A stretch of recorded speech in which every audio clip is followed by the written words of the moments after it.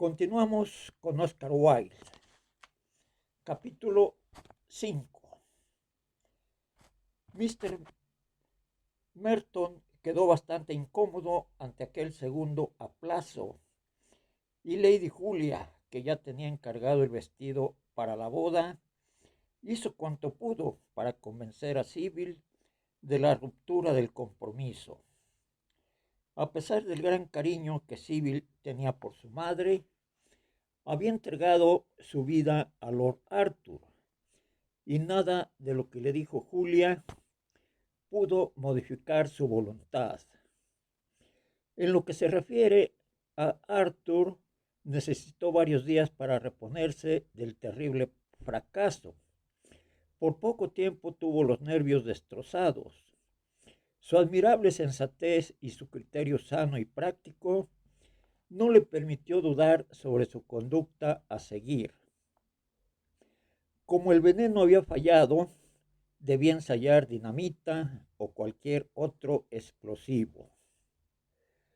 Volvió pues a recorrer la lista de parientes y amistades y después de cuidadosas reflexiones se decidió volar a su tío, el deán de Chichester, personaje erudito, de claro entendimiento, a quien le entusiasmaban los relojes.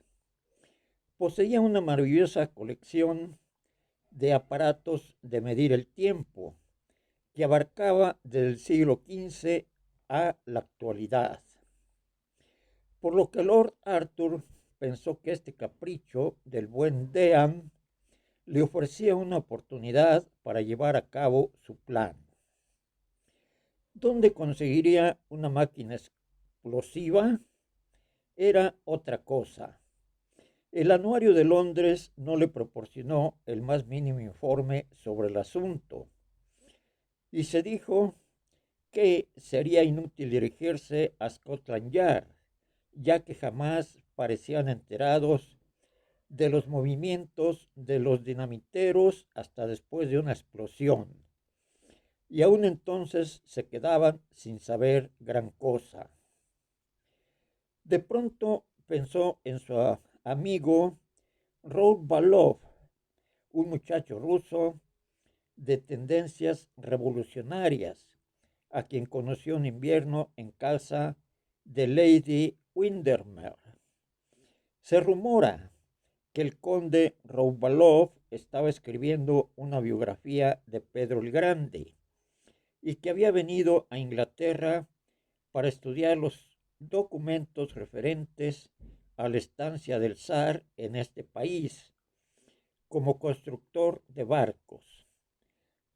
Pero se sospechaba que era un agente nihilista y era indudable que la embajada rusa no miraba con buenos ojos su presencia en Londres. Pero Lord Arthur sabía que aquel era el hombre que necesitaba para sus propósitos y una mañana se dirigió a su casa de Bloomsbury para pedirle consejo y ayuda.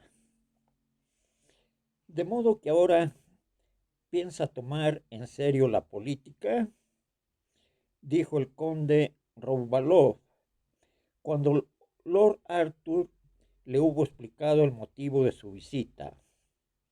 Pero este, que odiaba cualquier tipo de fanfarronería, se creyó en la obligación de confesarle que no tenía el menor interés en los problemas sociales y que deseaba la máquina exclusiva para un asunto familiar. El conde Roubalov le miró asombrado y luego, al ver que hablaba en serio, escribió una dirección en un pedazo de papel. Firmó con su inicial y se lo entregó diciéndole: Scotland Yard pagaría cualquier cantidad por conocer esta dirección, mi querido amigo. Pero no la conseguirá, exclamó Lord Arthur riendo. Y luego de estrechar cordialmente la mano del joven ruso, Bajó precipitadamente la escalera y ordenó al cochero que lo llevara a Soho Square. Una vez allí lo despidió. Anduvo Greek Street y llegó a un lugar llamado Bailey Court. Atravesó un pasaje y se encontró en un sorprendente callejón sin salida, que parecía estar ocupado por una lavandería francesa, pues se advertía un tejido de lazos con ropa tendida de casa en casa, un revolotear de lino en el aire matinal. Lord Arthur anduvo hasta el fondo y llamó una pequeña casita. Después de cierta espera, durante la cual todas las ventanas se llenaron de rostros interrogantes, un extranjero de expresión ruda abrió la puerta y le preguntó en un mal inglés qué deseaba. Lord Arthur le tendió el papel que le había dado el conde Roubalov. Cuando el hombre lo vio, hizo una reverencia e invitó a Lord Arthur a entrar en una sala estrechísima del piso bajo, y al poco rato, Herr Wickelkopf, como se llamaba en Inglaterra, entró rápidamente en la habitación con una servilleta manchada de vino al cuello y un tenedor en la mano izquierda. El conde Roubalov, dijo Lord Arthur al tiempo de saludar, me ha recomendado a usted y deseo vivamente que me conceda una breve entrevista para hablar de un negocio. Me llamo Smith, Robert Smith, y deseo que me proporcione un reloj explosivo. Encantado de conocerle, Lord Arthur, dijo el genial alemán riéndose. No se alarme usted, estoy obligado a conocer a todo el mundo y recuerdo haberle visto una noche en casa de Lady Windermere. Espero que su señoría se encuentre con buena salud. ¿Quiere sentarse conmigo mientras termino mi desayuno? Tengo un paté excelente y mis amigos extreman su voluntad hasta decir que mi vino del Rin es mejor que cualquiera de los que se sirven en la embajada alemana. Antes de que Lord Arthur se sobrepusiera a la sorpresa de verse descubierto, se encontró sentado en una habitación del fondo, saboreando un delicioso Marco Brenner proveniente del frasco de cristal amarillo marcado con el monograma imperial y departiendo amigablemente con el famoso anarquista.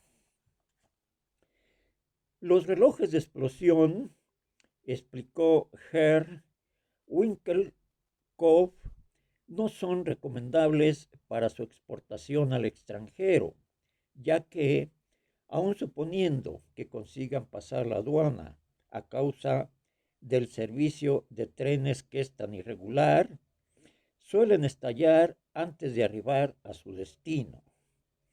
No obstante, si desea uno para el país, puedo proporcionarle un excelente artículo garantizándole que el resultado será satisfactorio. ¿Puedo preguntarle a quién va destinado? Si es para la policía o para cualquier persona relacionada con Scotland Yard, temo no poder servirle. Cierto que los detectives ingleses son nuestros mejores amigos, pero he comprobado que sí, confiamos en su estupidez, podemos hacer exactamente lo que deseamos. No quisiera eliminar a ninguno. Le aseguro, afirmó Lord Arthur, que esto no tiene nada que ver con la policía. La verdad, el reloj está destinado al deán de Chichester. Caramba, no tenía la menor idea que la cuestión religiosa le interesara tanto. Los jóvenes de hoy se emocionan por estas cosas. Temo que no me haya comprendido, Herr Winkelhoff, dijo Lord Arthur ruborizándose. Confieso que ignoro todo sobre teología. Entonces se trata de un asunto puramente personal, exclusivamente privado. Herr Winkelhoff se encogió de hombros y salió de la habitación, reapareciendo a los pocos minutos con un cartuchito de dinamita y un bello reloj francés rematado por una figura de bronce dorado, representando a la libertad pisando la hidra del despotismo. El rostro de Lord Arthur se iluminó al verlo. Esto es precisamente lo que deseaba, exclamó. Ahora dígame, ¿cómo se activa? Ah, ese es mi secreto, contestó Herr Winkelhoff, contemplando su invento con un aire de orgullo. Dígame solamente cuándo desea que haga explosión y regularé el mecanismo para ese momento. Bien, estamos a martes, y si pudiera enviarlo enseguida, es imposible.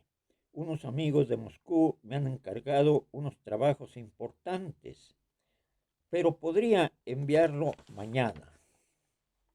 Oh, llegará a buen tiempo, dijo Lord Arthur. Si se recibe mañana por la noche o el jueves por la mañana, en cuanto a la explosión, pongamos que tenga lugar el viernes a mediodía justamente. A esa hora, el deán está siempre en casa. El viernes a mediodía, repitió Herr Winkelhoff, tomando nota en un gran registro abierto sobre una mesa cerca de la chimenea. Y ahora, dijo Lord Arthur, levantándose de su silla, tenga la bondad de decirme cuánto es lo que debo.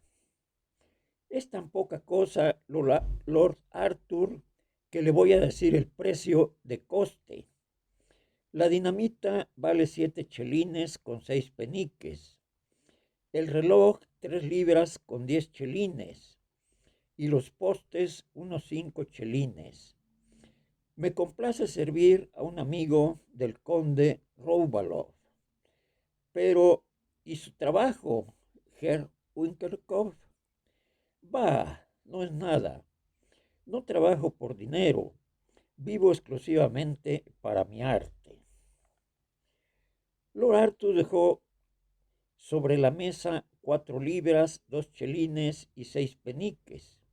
Dio las gracias al alemán por su amabilidad y habiendo conseguido rechazar sin ofenderle una invitación a merendar para el sábado siguiente, en la que le hubieran presentado a unos anarquistas, salió de la casa y se dirigió al parque. El miércoles y jueves los vivió Lord Arthur con gran excitación y el viernes a mediodía se instaló en el Buckingham en espera de noticias.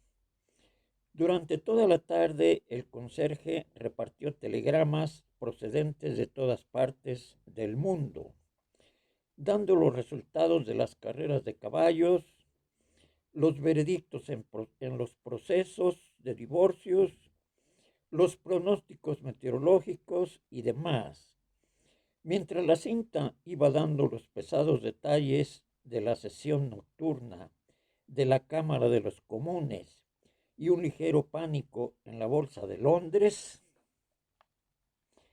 A las 4 trajeron los periódicos de la tarde y Lord Arthur se encerró en la biblioteca con el Pall Mall, el St. James, el Globe y el Hecho. Excitado el furor del coronel Goodchild, que quería leer el informe sobre el discurso pronunciado aquella misma mañana en Mansion House. refiriéndose a las misiones sudafricanas y a la conveniencia de tener obispos negros en cada provincia. El coronel, por alguna razón, sentía una fuerte aversión por el Evening News. Ninguno de los periódicos contenía la menor alusión a Chichester y Lord Arthur sospechó que el atentado había fracasado. Fue para él un choque tremendo y estuvo realmente acongojado. Herr Wilkeskopf, a quien fue a visitar al día siguiente, se deshizo en complicadas excusas, ofreciéndose a proporcionarle otro reloj gratis o bien una cajita de bombas de nitroglicerina a precio de coste. Pero Lord Arthur perdió la confianza en los explosivos y el propio Winterkopf reconoció que hoy día estaba todo tan adulterado que incluso resultaba difícil conseguir dinamita pura. Sin embargo, el alemán, aun admitiendo que el mecanismo pudo haber sufrido algún desperfecto, confiaba todavía en que el reloj estallara. Citaba el ejemplo de un barómetro que envió una vez al gobernador militar de Odessa, el cual, preparado para hacer explosión, a los 10 días tardó 3 meses en hacerlo. También era cierto que al estallar hizo trizas a las doncellas, pues el gobernador había salido de la ciudad 6 semanas antes, pero esto demostraba que la dinamita en plan de fuerza destructiva era siempre y cuando estuviera gobernada por un mecanismo, un agente poderoso, aunque no preciso. Lord Arthur encontró cierto consuelo en esta reflexión, pero incluso en esto iba a sufrir una nueva decepción, puesto que 2 días después subía a sus habitaciones. La duquesa le llamó a su tocador para enseñarle una carta que acababa de recibir del Deánoto. Jane siempre escribe unas cartas encantadoras, dijo la duquesa. Tienes que leer esta última. Es tan entretenida como las novelas que nos manda Moody. Lord Arthur se la quitó de las manos. Estaba redactada de la siguiente manera. Deánoto de Chichester, 27 de mayo. Queridísima tía, muchas gracias por la franela y el tejido de algodón que me mandaste para el asilo de Dorcas. Estoy completamente de acuerdo contigo en que es una tontería querer lucir prendas bonitas, pero todo el mundo ahora es tan radical y tan falto de sentimientos religiosos que es difícil hacerles comprender que no deben intentar vestirse como las clases superiores. En verdad, no sé a dónde vamos a llegar. Como ha dicho papá infinidad de veces en sus sermones, vivimos en un tiempo de incredulidad.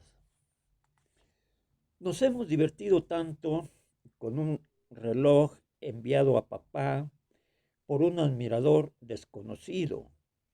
Llegó de Londres el jueves pasado en una caja de madera, porte pagado, y papá cree que lo mandó algún oyente de su magnífico sermón. ¿Es libertad el libertinaje? Pues el reloj estaba rematado por una figura de mujer tocada con gorro frigio. No lo encuentro nada acertado, pero papá dijo que es una figura histórica, así que me figuro que está bien. Parker lo desempacó y papá lo colocó sobre la chimenea de la biblioteca. El viernes por la mañana, estando todos reunidos, cuando el reloj dio las 12, oímos un estruendo. Salió un poco de humo del pedestal y la diosa de la libertad cayó, rompiéndose la nariz contra el guardafuego. María se asustó mucho, pero fue tan cómico que James y yo estuvimos riéndonos. También papá se divirtió con el incidente. Examinamos el reloj apreciando que se trataba de una especie de despertador y que si se ponía en una hora determinada y se colocaba pólvora y fulminante debajo de un pequeño martillo, podía hacerse estallar a voluntad.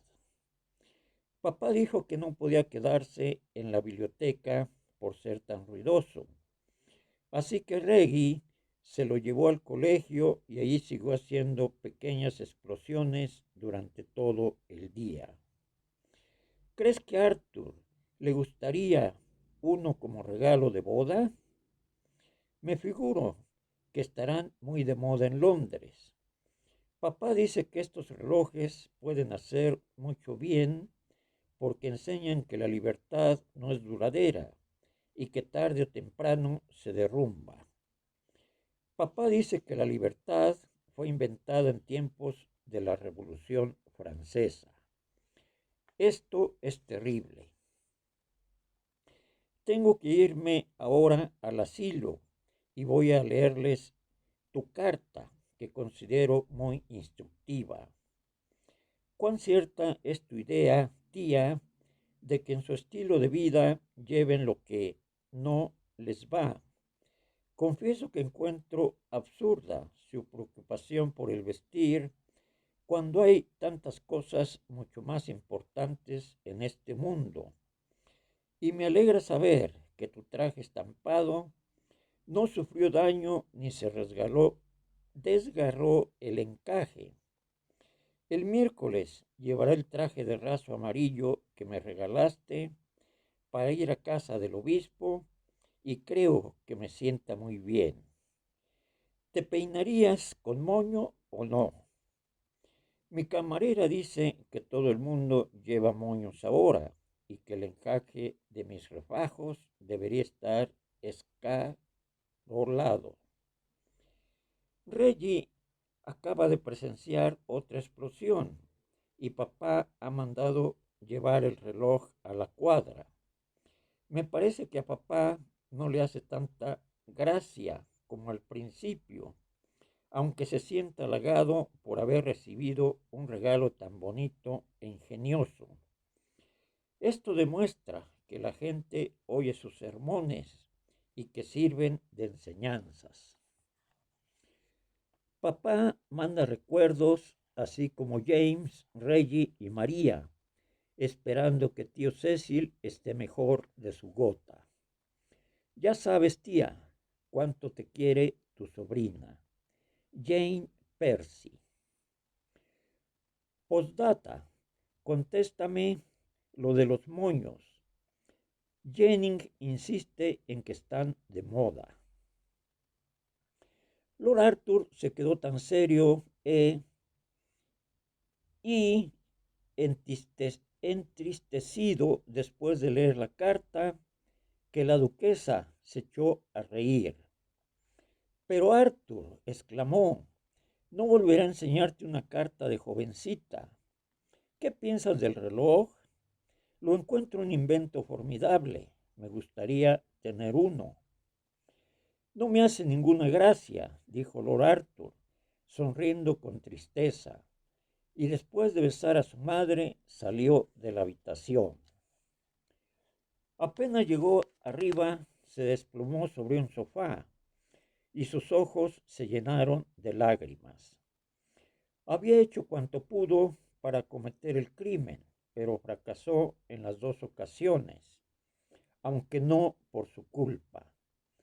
Intentó cumplir con su deber, pero parecía que el propio destino le traicionaba. Le oprimía la sensación de su esfuerzo por portarse bien. Tal vez fuera mejor romper de una vez el compromiso. Sybil sufriría, por supuesto, pero el dolor no destrozaría un carácter tan noble como el suyo. En cuanto a él, ¿qué importaba? Siempre hay una guerra donde un hombre puede morir, o una causa por la cual dar su vida. Y puesto que la vida no le reservaba ningún placer, no le asustaba la muerte, que el destino trazara su camino, él no haría nada por ayudarle. A las 7:30 se vistió y se fue al club. Su hermano estaba allí con un grupo de jóvenes y no tuvo más remedio que quedarse a cenar con ellos. Su conversación frívola y sus chistes insolentes no le interesaban y tan pronto sirvieron el café, se despidió improvisando un compromiso para justificar su marcha. Al salir del club, el portero le entregó una carta. Era de Herr Winkelkopf, invitándole para la noche siguiente a ver un paraguas explosivo que estallaba al abrirse. Era la última palabra en inventos y acababa de llegar de Ginebra. Rompió la carta a pedacitos. Estaba decidido a no probar nada más. Emprendió un paseo por los muelles del Támesis y luego permaneció horas sentado a orillas del río. La luna miraba por entre una sombría cortina de nubes, como un ojo de león. Innumerables estrellas centelleaban en el firmamento, como polvillo de oro esparcido en una cúpula. De vez en cuando una barcaza se mecía corriente abajo, llevada por la marea, y las señales del ferrocarril cambiaban de verde a rojo según pasaban los trenes por el puente. Poco después dieron las 12 en el reloj de la torre de Westminster y cada golpe de la sonora campana la noche se estremecía. Luego se apagaron las luces de las vías y solo quedó brillando una luz solitaria y roja como un rubí sobre un alto mástil, mientras el rumor de la ciudad fue debilitándose. A las 2 se puso en pie y anduvo, despacio, en dirección a Blackfriars. Qué irreal le parecía todo, cuán parecido a una extraña pesadilla. Al otro lado del río, las casas parecían surgir de las tinieblas. Parecía como si el mundo hubiera sido forjado de nuevo con plata y sombras. La enorme cúpula de San Pablo sobresalía como una burbuja en la atmósfera oscura. Al acercarse al obelisco de Cleopatra, vio un hombre asomado al parapeto, y cuando estuvo a su altura, el hombre levantó la cabeza y la luz del farol de gas le dio de lleno en la cara. Era Mr. Podgers, el quiromántico, el rostro carnoso, la papada fofa, las gafas de montura de oro, la sonrisa enfermiza y la boca sensual eran inconfundibles.